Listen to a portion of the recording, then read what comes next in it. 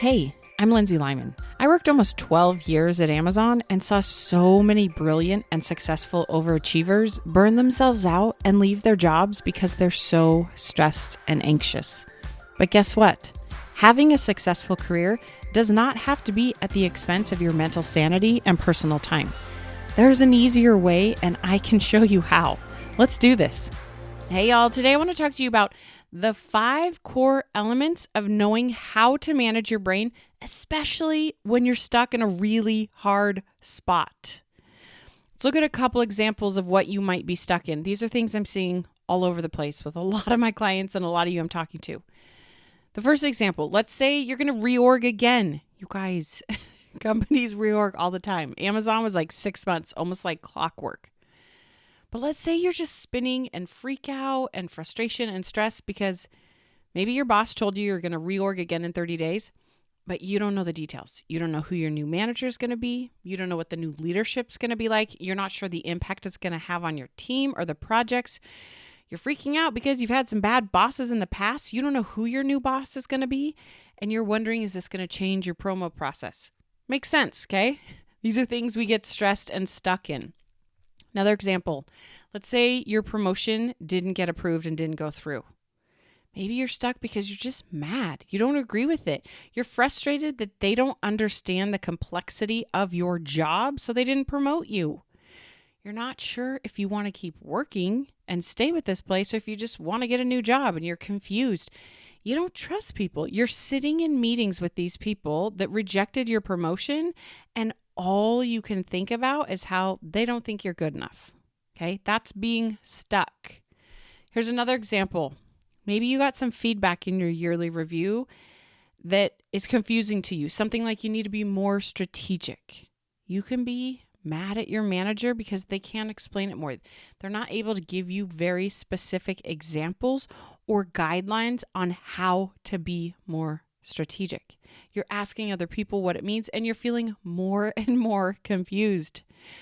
Or you're trying to take like a small, simple, straightforward project and make it big and complicated to show how you can be strategic. It feels like you're doing everything you can, but it's not working, and you start to really doubt yourself and wonder if something's wrong. That is being stuck. Here's my last example. Let's say you're a manager and you have to manage an employee on your team out. A lot of companies do this where they have certain thresholds of every so often you have to be managing out bottom performers. As a manager, I've been in this spot, and it's really hard when your team is all performing, but you have to cut someone. So maybe you're stuck in this spot and you're freaking out because you know no one on your team deserves this, and you know it's going to crush them, and the process is not going to be fun for anyone. You want them to be successful through this promotion improvement plan, but you also know you have to manage someone out. It just feels like you're being set up to fail and that you have to be the bad guy. Being stuck in this place can really impact your entire mood in and out of work. So here's just a couple examples of things we get stuck in at work. I talk a lot about the think, do, feel cycle. Essentially, how you think about things, the story you're telling yourself about this hard thing existing outside of you, what you're making it mean, ultimately impacts how you're feeling. And based on what you're feeling, you do and don't do certain things, and you show up in a certain way. Okay, so this is the think, feel, do cycle. If you've done any cognitive behavioral therapy, this is very much what it's based on. Or this is where people are like, you try to manifest it, you think about it, you secret it, because what you think ultimately impacts what you do because of how it makes you feel. You can't just sit there and think, I'm a millionaire, I'm a millionaire, I'm a millionaire, and $1 million are going to show up on your doorstep. When you actually believe that, it makes you feel compelled to be driven and do things, and you go out and do things to make that belief a reality. This is why it's so important to pay attention to what you're thinking. The problem isn't you don't know what to do. It's really not. You could think of anything you're feeling stuck in If you really got pressed, you could probably think of 3 or 4 things to do. I'm not saying they're great or things you want to do or should do, but the problem isn't you don't know what to do. It's that you don't feel compelled to do the things or not do the things because of what you're making it mean, how you're thinking about it. Now, hear me out. I'm not just saying let's just go lie to ourselves and be totally delusional. Though, if I'm being honest, we're all a little delusional. I'm okay with that to an extent. But we're not going to go from freaking out about a reorg, and we're not going to go all the way to the other end of the spectrum to this is wonderful. I love this. Everything's great and wonderful. In fact, I don't recommend even trying to do that because here's what happens. Your nervous system does not believe it is safe. It believes not knowing who your boss is going to be, what the impact this reorg is going to have on your promotion. That feels very dangerous to your nervous system. So if you ignore that and try to use your brain to tell your body, no, you're wrong, your body's going to get louder and it's going to feel more anxious and more intense and more stressed. So I don't suggest trying to just completely go to the opposite end. So what do? This is where these 4 key steps of managing your brain and having emotional intelligence come in. I learned this concept from one of my coaches, Corinne Crabtree, who I love. She is amazing. She's so entertaining. I just love everything about this woman. But she talks about the 4 N's. And I've been thinking on this and applying it as I've been doing my own coaching and working with my clients. And it's so good. I wanted to share it with you today. So these are the 4 N's that can help you move out of this anxiety, freak out, just staying stuck and get you to a place where you're closer to calm and okay. Remember, we're not trying to get to I'm amazing and wonderful and everything's fabulous. We're not making big, huge leaps. We just want to slowly guide ourselves to a little bit more calm place. So the first N to manage your brain is to notice. You got to notice, what are you telling yourself? What's the story you're believing and playing over and over again and looking for evidence and telling everyone about? What are you making it mean? So in that reorg example, maybe you notice you keep telling yourself some flavor of the story. I'm so worried this could be terrible. Awesome. Okay, we just want to notice it. It's not good. It's not bad. We're not trying to change it. At this stage, we just want to know, what are we thinking? You have 60,000 thoughts a day, you guys. Think about it. That means 98% of what you're thinking, you are not cognitively aware of. We just got to notice it. In the example of your promo didn't go through, notice what you're telling yourself.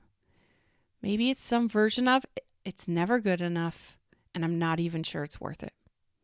Okay, we just want to notice. What are you making it mean? What are you telling yourself? In that example of getting some feedback, you need to be more strategic. What are you telling yourself?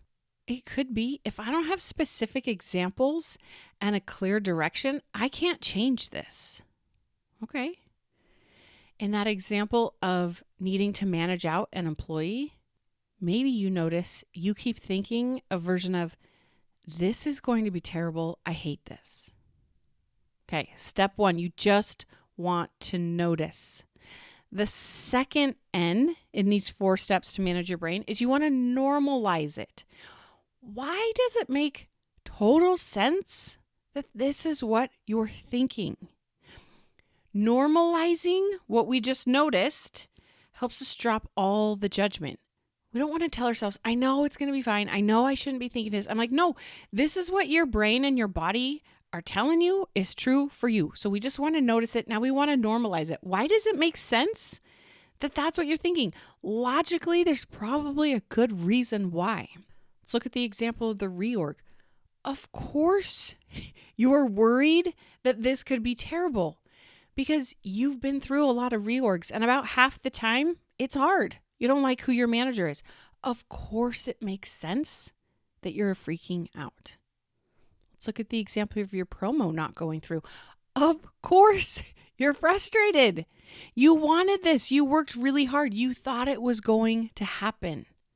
Of course, you're going to feel the opposite if it doesn't. Makes total sense. It's totally normal. In the example of the feedback to be more strategic, of course it's going to feel confusing. Your leader doesn't know how to help you get there, and it's not fun to not know. Makes sense. Very normal response. Or in the example of needing to manage out an employee, of course you don't feel good about this. It sucks, even when it's the right thing to do. Having to let someone go, even if they deserve it, is not fun. It's totally normal. The first N in managing your brain is you just want to notice it. The second is you want to normalize it. Third, you want to neutralize it. So we've acknowledged what we're telling ourselves. We understand why it's logical that we're thinking about it. Now we just want to kind of neutralize it. I think of this as like, how do you just look at the reality of the situation? How do you stop resisting what is? It's not good, it's not bad. How do you just look at the truth of it? We just want to neutralize it. So in the example of the reorg, neutralizing it might look like in 30 days, the team structure will be different. And today we don't know what that looks like. That's just the reality. That's just the truth. That's just where you are right now. We're just trying to neutralize it. In the example of your promotion not going through, neutralizing it is acknowledging my promotion did not get approved. There's so much resistance and anger and frustration, but I'm like, no, of course there is. It's totally normal. But if we just neutralize it and look at the data, the promotion did not get approved. Notice we're still not excited about it. It's still not fun. We're still not happy and on we go. It's okay. We just want to neutralize it. The promotion did not happen. That's the reality. That is what is true. The feedback around being more strategic. Neutralizing it may be looking at the fact of I'm not going to get more examples or specific help. That's the reality. Neutralizing needing to manage out an employee may be this person is going to be put on a coaching improvement plan. It's just the truth. It's just what is. It's like acknowledging today is Wednesday. You can think whatever you want. You can love it. You can hate it. You can be excited because maybe you're thinking it's my birthday, or maybe you're hating it because you think, oh no, I don't want to have to do this thing tomorrow. Whatever it is, we just want to neutralize it. So step 1 in managing your brain is notice it. Step 2 is normalize it. Why does it make sense? That's what you're thinking and feeling. Step 3 is we just want to neutralize it. Look at reality, what is true. And then step 4 is how do you find a new thought that you already believe? What's a new way at looking at this? What's a new story you could tell yourself that isn't, it's going to be amazing and wonderful, but a step towards that you already believe. In the reorg situation, the new thought you may want to direct your mind to is today, right now, I'm okay. And when I know more, I'll figure it out then. Right? It just feels calmer. You can keep doing your job and you keep asking questions and you keep trying to find out more data. And when you know more data, you'll go and solve whatever problem that might be. But we're not spinning in it. We're not freaking out. We're not worried about all these hypotheticals. We're just like, no, today, I know who my manager is. I'm not sure who it's going to be, but I will figure it out when I get there. Right now, I'm okay. That's the new thought we want to just shift your brain to. Because when emotion is high, intelligence is low. We want to try to keep your emotion low. We don't want to get caught up in the highs and lows of the emotions. We just want these little ripples up and down, okay? Right now, I'm okay. A new thought in that example where your promotion didn't happen might be, I'm allowed to be sad as long as I need to. And I'm going to do this again for me. I don't give up on me. Hey, you're just giving yourself permission to not be okay. And you're choosing what you want to do for you. Not to prove anyone else wrong, not to stick it to them, but you like your reasons why. It just feels a little more calm. Remember, these need to be things you already believe. If you don't believe them, it's not the right one. Keep searching. A new thought in that example where you got feedback, you need to be more strategic, might be, all I need to focus on is the one next thing I could try. Or the new thought of, figuring this out is how I show that I am strategic. The irony in that is not lost on me, you guys. Someone telling you need to be more strategic and obsessing over needing someone to tell you how shows that you're not strategic. Okay? All I need to focus on is the one next thing I could try. A new thought. You may already believe in that situation where you need to manage out an employee is, you know what? I don't actually want to feel good about this, and I like that about me.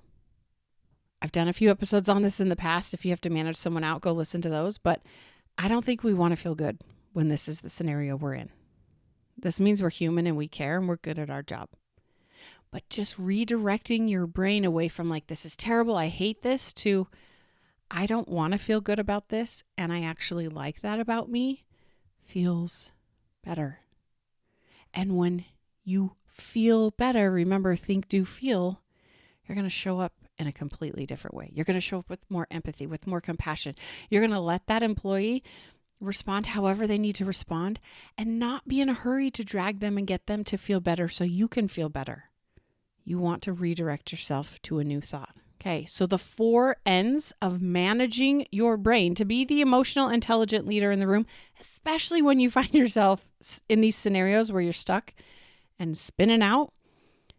The 4 N's are: first, notice; second, normalize; third, neutralize; and 4, a new thought. All right, y'all.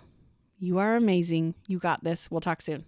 If what you're learning from this podcast is helping, this is just the beginning. Each week, I offer a limited number of coffee chats so that you and I can connect one-on-one and talk specifically about what's going on for you.